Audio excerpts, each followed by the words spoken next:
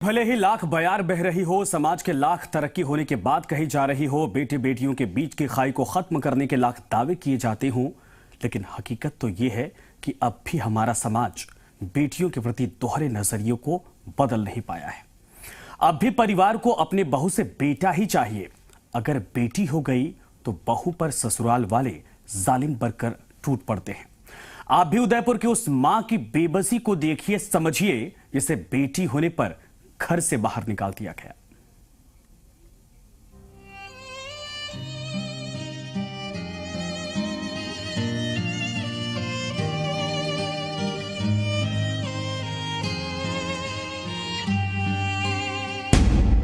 एक बहू पर ससुराल वालों का जुल्म।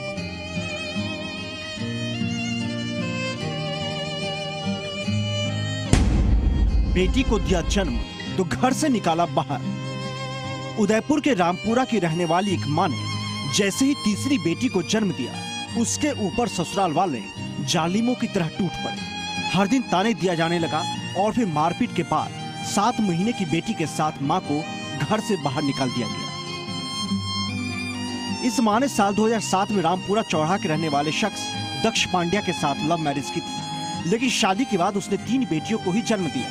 पहली दोनों बेटियों को तो किसी तरह ससुराल वालों ने बर्दाश्त कर लिया, लेकिन जैसे तीसरी बेटी ने महिला के कोख से जन्म लिया, ससुराल वालों ने पहले ताने दिए, फिर मारपीट की और फिर घर से बाहर निकाल दिया। 14 साल मेरी शादी को हो गए हैं आज, और बेटियां होने की वजह से मेरे सास ससुर और मेरी ननदें मेरे को बार बार घर से बाहर निकाल देते हैं, मारपीट करते हैं रोज, और खाना खर्चा बिल्कुल भी नहीं दे रहे हैं। साल भर की गुड़िया होने आई है, लेकिन उसका भी खाना खर्चा सब बंद कर रखा है, और कुछ भी बोलो तो मारपीट करने लगते हैं। प्लस इधर इनको बेटी का खर्चा बिल्कुल नहीं दिया। 7 महीने हो गए, मैं उधार ला के कितना खाना खाऊंगी।